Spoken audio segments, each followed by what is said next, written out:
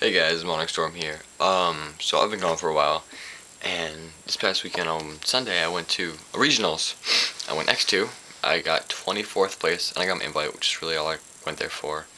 Most of the player interview, actually deck profile with your Yu-Gi-Oh channel. It might be up. I'm not sure. We probably took lots of videos on Sunday, so. But what I'm here for is just saying, hey, I'm back. But I'm gonna do a deck profile on my channel, which is more in depth on the deck that I ran. And the deck that I ran yesterday, actually, the fish OTK. Sorry, it might be hard to see. Is that better? Kind of. Oh well. So the fish engine that I run is what you're supposed to run. 2 cold cans, 3 fish borgs, and 3 Orsameister. The reason you run 3 of each is because you need 2 of each in the deck, so you can sorry, don't mind my dogs. Hannah! Sorry, my dogs are kind of loud. But you need 3 of each in the deck because when you go off with his effect, you need 2 of each in deck to do the whole OTK thing. So if you draw one, you'll be fine. But if you're on 2 of each and you draw one, you're pretty much fucked. And Fishborg is also good because it combos well with Treeborn.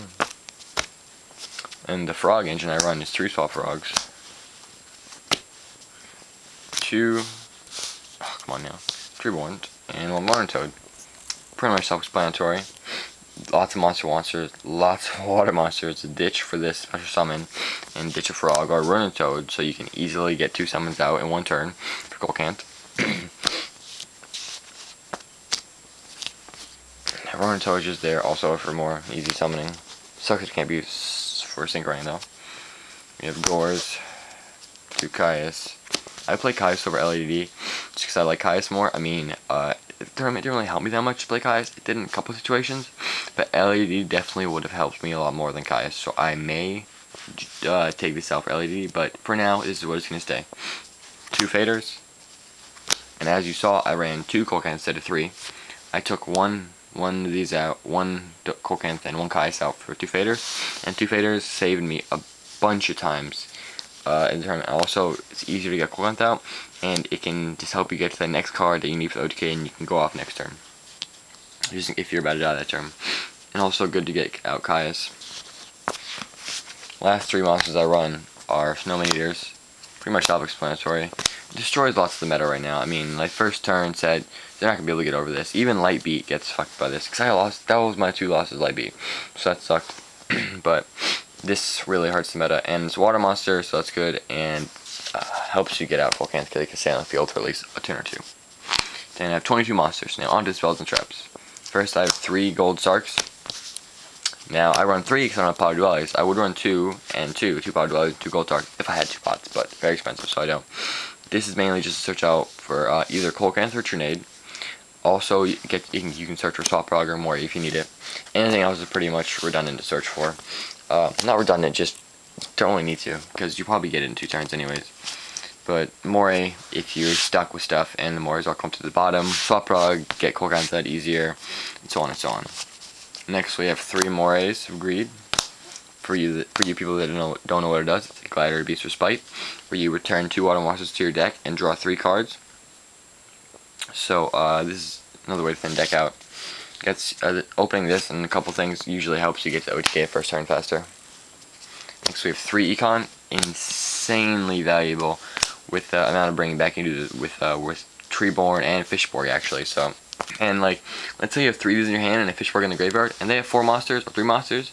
You can activate all 3, take their monsters, and still have Treeborn in the graveyard. That's how broken this card is with Treeborn. Then we have 1 Pot of Avarice. If you go off and you don't happen to have gained them, like if they go Battle Fader or something, and then you manage to get rid of your field, you can Pot of Avarice all the stuff back and do it all over again. Then we have the staples: Reborn, Dark Hole, and Book of Moon. Book of Moon is a staple. If you argue with that, you should probably quit Yu-Gi-Oh. Then we have Stone Trap removal, 2 MST, and a Giant Trinade. Pretty self-explanatory. Then with the absence of Heavy Storm and Cold Wave, I play True Trap Stun, which helps. And my last trap, which you probably might argue with, is Treacherous Trapple. Now, I play this because even though I played other traps, those 2 traps, the 2 trap stones probably will definitely not be played unless I'm going for the OTK. And now, if I open up with this first turn against any deck, it's broken. Like, it will hurt them a lot. And there aren't that many like immediate +1s in the game anymore, and this is definitely one of them. So for all you people that argue that, just try it out and see how it works for you. So that's the deck. Then we have onto the side deck 3 pulling the rugs. Sorry, I don't have cases for these. 3 pulling the rugs for Frog Monarchs and Mirror Match. No Mirror Match. I mean, it might work in a Mirror Match for Soft Frog, but it's pretty much for Frog Monarchs and any other variety Monarchs. And Chimera Tech for machines, pretty obvious. 3DD Crow, Mirror Match, Frog Monarchs. I usually don't set it in against anything else because it doesn't really hurt that much stuff other than that in the meta, so yeah. Oh, and when this does help, this is hurt 0 when it comes out, so like, not when it comes out, Shining decks, like when they start getting bigger. 2 knocks for GKs. Veiler, I have another one my friend's using though. 2 Veilers, pretty much self-explanatory. I set it in against pretty much every single deck.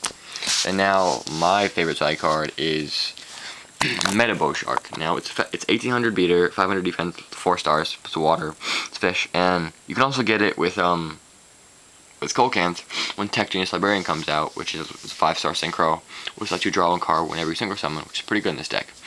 And the thing is, when this card is normal summoned, you can select and return 2 fish type monsters from graveyard to the deck. So if you go off and Cold Can and like a fish board gets destroyed, you can summon this and put them both back in your deck. The only thing is you don't draw, but it's still good to have this in here against like GKs or Tribute. And also I like to side this in for game 3, or a game that I know that's gonna take a long ass time, like a Mirror Match or a Frog Monarch match. And then for the extra deck, it's gonna be pretty self-explanatory. 3 4 Synchron. You need 3. Just because if you go off with it early, or you need extra for some other reason, you need 3. Then you need 2 Army Arms for the fact that if they have Gores, you can drop Red Nova Dragon, and then equip Army Arm to Army Arm, and you can do 55 with Red Nova, and then attack the Gores with this, and they take 27, because of Gores is 27, and that'd be game. So Gores will matter in that situation. And you also need it if they have a monster that's below, like, that won't get over Colossal, when you bring out the Army Arm Colossal Loop. So you can bring out 2 and get it over Colossal and go through it again. 2 Dragon Lord for the Colossal Brionic Shieldon, OTK, like if you can't do Colossal, you need to bounce this shit, just do that instead. But that gives you out to the risk of Battle Fader.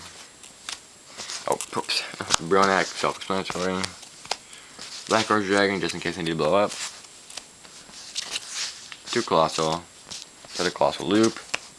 RDA, just so I can get into Red Nova Dragon. Stardust Dragon, because it's awesome. Mistworm, which can be achieved by 1 Oyster Token, Fishborg, and Cold Cans. Which also means I can get Trishula when it comes out. Shooting Star, easily made with 4 Synchron, and Stardust, which is easily achieved here. And then finally Red Nova. Its effect is, this card gains 500 attack for each tune in the graveyard. And the thing is, this card needs 2 tuners plus RDA, so you're gonna have 4 by the time you're over, because you're gonna have 2 Fishborgs and 2 Forma Synchrons. So they're all tuners, so it's gonna be 2,000 attack, and it starts off with 3,500 attack. So when you go for the OTK, it's gonna be 55. And then said, this card can be destroyed by the effects of your opponent's spells, traps, or monsters, and when your opponent declares an attack, you can select it.